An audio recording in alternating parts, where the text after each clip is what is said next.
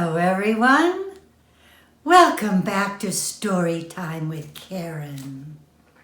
I had to take a little break, but now I'm back with a wonderful book by Jeanette Winter.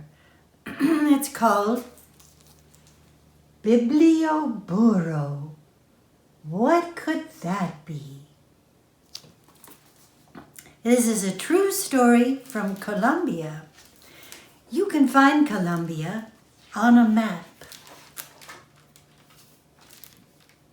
Deep in the jungles of Colombia, there lives a man who loves books.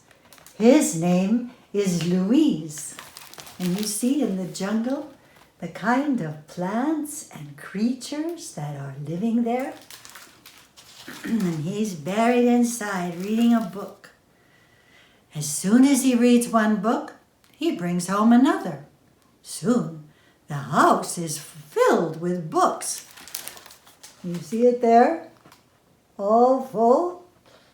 His wife, Diana, grumbles. What are we going to do with all these books? Eat books with our rice? Luis thinks long and hard. Finally, an idea pops into his head. I can bring my books into the faraway hills to share with those who have none. One burro could carry books, and another burro could carry me and more books. You see him imagining that there? Luis buys two sturdy little burros. He names them Alpha and Beto. Burros are awfully cute, aren't they? Of course, sometimes they can be very stubborn. He builds crates to hang on their backs and paints a sign, Biblioburro, the burro library. Then Diana fills the crates with books. And you see how they're living side by side with those creatures? Snakes, butterflies, birds. Every week, Luis and Alpha and Beto set off across the countryside to faraway villages in the lonely hills. This week, they traveled to El Tormento. Quite a long way for them. When the sun burns high in the sky, Luis and the burros stop at a stream to drink the cool water. After they have their fill, Beto balks. You see him there? Luis pulls and pulls on Beto's reins, but Beto won't budge. Luis says, "The children are waiting for us." But at last, the burro gives in and steps across the stream.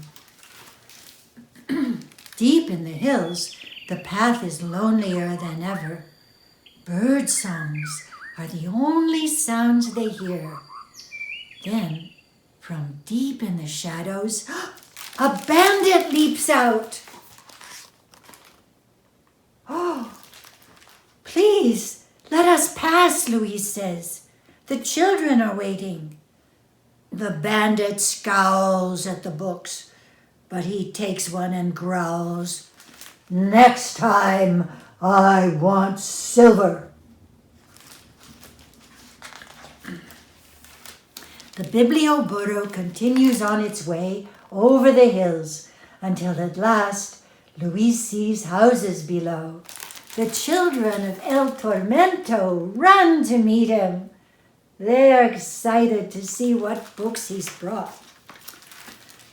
Luis insists on reading a story before they choose books to borrow. Why, he's like I am. He likes to read stories to children. "Today, I have a surprise for you," he says. He reaches behind the books and pulls out a bundle of masks. Little piglets. Put on a mask and I'll read to you about little pigs. Do you know that story? The story of the 3 little pigs? Louise sits down and reads it, and you see even the burros pay attention to the story. How fun to wear a mask while you hear the story. That's a good one. If you don't know that one, get someone to tell it to you. It even has a wolf. When the story ends, it's time for everyone to choose a book. You see, they're excited to see what choices there are. The children hold their books close as they say goodbye and walk home.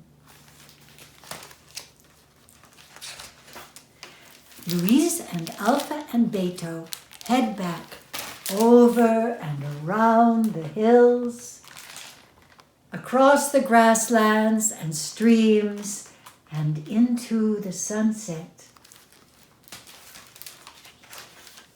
At home, Louise feeds his hungry burros, and Diana feeds her hungry husband. But then, instead of sleeping, Louise picks up his book and reads deep into the night. Even the iguana is asleep, you see? But Louise reads on. And far away in the hills, candles and lanterns burn as the children read borrowed books deep into the night, too. They don't even have electricity, but they can read by candlelight and kerosene lanterns.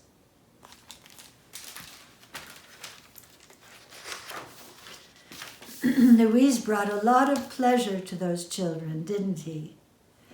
You know, this is based on a real man. His name is Luis Soriana, and he lives in a town called La Gloria. It's a remote town in northern Colombia, far away from the cities, where children don't have the same opportunities to get books that perhaps you do. So don't neglect to get them while you can.